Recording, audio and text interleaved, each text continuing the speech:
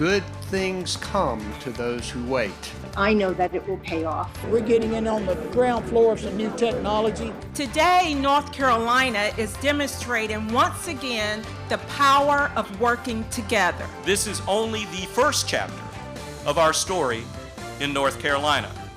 An enormous investment in the Triad, $1 billion, 1,700 jobs. Toyota is coming to the Greensboro-Randolph Megasite. It'll build a car battery plant on the 1,800-acre site. For years, Triad leaders try to lure major companies to the Triad, once an area rich with manufacturing jobs. Today, their vision realized with more projects in the works. The future of our local economy now even brighter. Tonight, we take you inside the deal and what it took to get here. WFMY News 2's Grace Holland heard from business leaders, experts, and others. Economic development leaders got started on this project in June, not knowing at first Toyota, a company that's shown interest in the Triad before, was on the other side of the deal.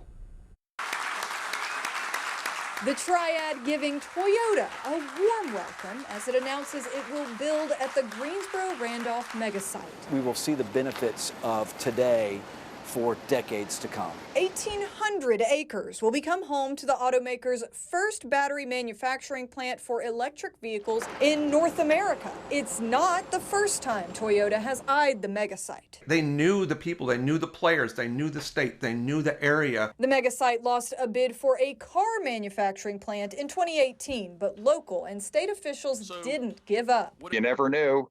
The client that walks away today may be the one that comes back next year or 2 or 3 years down the road. Toyota says the state's higher education system and transportation hubs were big selling points. The most important factor was the area's diverse workforce. The plant will make lithium-ion batteries for 200,000 cars, with plans to eventually make more than 1.2 million battery packs per year. Here we are on the cutting edge of automotive technology. We're going to build the power plant for future automobiles. It will create more than 1,700 jobs, paying an average of $62,000 a year. That's way above the state's average of $54,000. These are going to be highly trained workers that are going to be needed, high-skilled. They're going to need a high-skilled workforce. And so we're going to need partnerships across the board with community colleges, with the four-year universities. Toyota plans to start hiring no later than 2024, with production starting by 2025. We will start seeing crews preparing the land at the beginning of the new year, and construction will start soon after. Grace, thank you. Local leaders gave Toyota a lot of incentive to come here. One of the biggest checks came from the state. The budget passed last month included $300 million for that megasite. Today, Randolph County Commissioners approved their own incentives. The county will pay 60% of Toyota's property tax. It'll also consider covering any permitting fees. Greensboro City Council also approved incentives today. Theirs come in the form of water and sewer fees. The city will pay those bills, totaling around $800,000. Keep in mind, this money has strings attached. If the project doesn't go as initially planned, the city can keep its money. Our incentives come with a clawback procedure so that if the project doesn't work, then the incentives aren't granted. And that's the way a lot of incentives work. In some cases, they're almost rebates. They are not upfront payments. Today's announcement has been a long time coming. The Megasite missed out on several other big plants over the years. Local leaders first bought the site in 2015 for $10 million. It is a calculated risk that we have to make that risk. We have to say that there has to be a better future. It is one of the most attractive sites in the Southeast today. In 2018, the Megasite was on the short list for a Toyota Mazda plant. The company chose Alabama instead. Last year, the Chamber of Commerce flew a plane over Tesla headquarters in California, hoping to court them here. The company chose Texas, but this time the Triad got its golden goose. 1,700 jobs sounds great, but aren't we in a labor shortage? Everyone is struggling to hire right now. How will we fill these new jobs? To be clear, the hiring won't start for several years. Toyota wants operations to begin in 2025. Still, experts say the planning process to hire begins now. It's not going to happen overnight. And so what that allows us to do is, while they're working through building out this new location for this very, very big employer, it allows workforce systems like ours, our partners like the higher educational institutions, community college, and other workforce partners to all collaborate to work on upskilling our community to build these jobs that will be coming. So Toyota will tell those institutions what skills they're looking for. Those institutions develop curriculum to meet the need and train the workforce. Next up, real estate. The market is already booming. A local realtor told us this will likely drive demand even higher. We're preparing for it. And so if you ride around the Triad, you see that new houses are going up. We're building, and this is the first time that construction has been this steady in a while. And more houses will hit the market now that they know that the demand will increase even more. But I will say that's not enough. Shauna Harris told us right now home prices are at a 10-year high, but inventory is at a 10-year low. Lawmakers on both sides of the aisle responded to today's news, welcoming Toyota to our state. Senator Richard Burr wrote, more and more companies are seeing that North Carolina is a great place to do business. Senator Tom Tillis said, I'd like to welcome Toyota to North Carolina and thank the company for their significant investment. Representative Ted Budd said, it's so exciting to welcome Toyota to our state. Governor Roy Cooper said today's announcement could have a domino effect. This manufacturing plant will create a supply chain that's necessary, and that'll be throughout the state of North Carolina. We know also that because we're making the EV batteries here, that you're going to see hopefully EV vehicle manufacturing here as well. And maybe you've already spotted the billboard welcoming Toyota to the area. This is on Battleground Avenue in Greensboro. The billboards say, we love Toyota EV. If history is any indication, the project will transform our area. Let's take a trip to Mississippi. Toyota built a plant in 2007 in Pontotoc County. It revitalized that area. Suppliers for the plant joined in, creating thousands more jobs. Toyota gave $5 million to schools to develop the workforce. The company even built a new park there. In 14 years, the unemployment rate dropped more than 4.5%, and the median income is up $10,000. We have boutiques and restaurants and things that are thriving because we've got people here and a lot of traffic coming through here. So our town has really profited from this. Now we're getting interest in things like hotels. When I say we're in the country, this was in the country.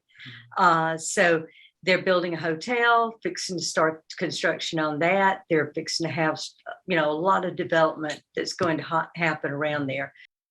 Economic leaders there told us that growth didn't happen overnight, but people should prepare. Now, it's not instant growth. And that was what they told us in Georgetown when we talked to them. They said, if you are a builder, start building houses. If you're a business, start expanding. Get ready. It takes 10, 15 years before you really start seeing a lot of growth and changes.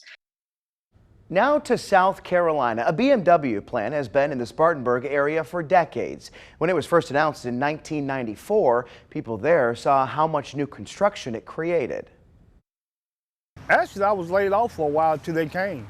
Then when they got here, I went back to work. Without companies like BMW, downtown Greer would not be on the map right now. Hundreds more jobs could be headed to Greensboro. Today, Governor Roy Cooper signed a bill allotting $100 million for a project at the Piedmont Triad International Airport. We know leaders want to use that money to lure an aircraft manufacturer. There's money for road work and site work, even money to build at least one new hangar. This project would create 1,750 jobs. No company has been named, and a deal has not been finalized. Several other big companies are coming to our state, bringing thousands more jobs with them. Apple will set up shop near Raleigh. The company is investing $1 billion. They'll create 3,000 jobs in machine learning, artificial intelligence, and software engineering. Over in Charlotte, Credit Karma announced an expansion project earlier this year, creating 600 new jobs.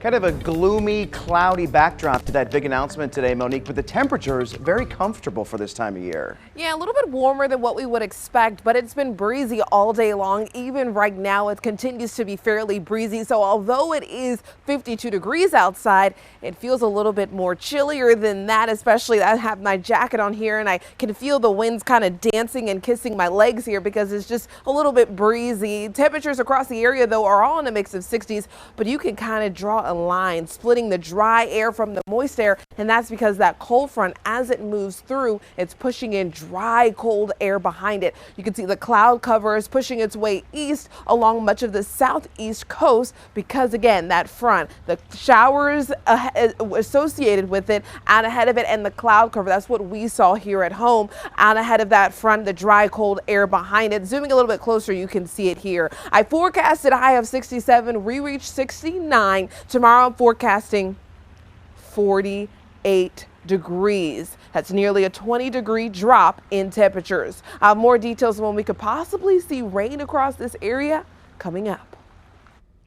This week, flags across our state will fly at half-staff for the late U.S. Senator Bob Dole.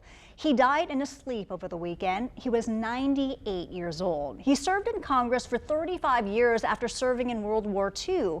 He ran for president, losing to Bill Clinton. The two shared the stage at Bennett College in 2005, raising money for the school. His wife Elizabeth grew up in Salisbury. He was even a Carolina Panthers fan. Flags will remain at half-staff until sunset on Thursday.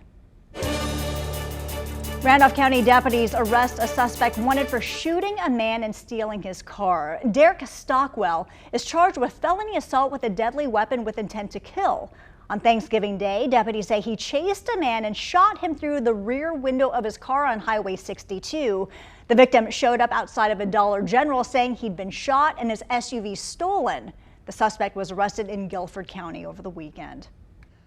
A former Triad funeral home director accused of some shocking crimes is facing yet another charge. Police arrested Jeremiah Witt of Caswell County over insurance fraud allegations. Investigators say he failed to pay back more than $5,000 in life insurance money related to burial expenses. You'll remember Witt is also accused of hiding 2 corpses he was hired to cremate and taking payment from grieving families. He's also accused of forging a dead woman's signature to collect life insurance money. Witt was the funeral director of the now closed Harrelson Funeral Home in Yanceyville. If this first day of filing for state office races is any indication of the upcoming election, expect a whole lot of drama. Candidate filing for all federal, state, and local officers was supposed to start at noon today.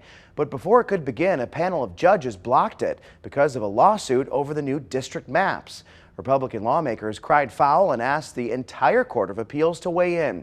Hours later, the decision was overturned. The Court of Appeals could make another decision later this week. Tomorrow, Guilford County Animal Services will make it even easier to find a new addition to your family. It's opening its Pup-Up adoption store at the Friendly Shopping Center in Greensboro tomorrow morning.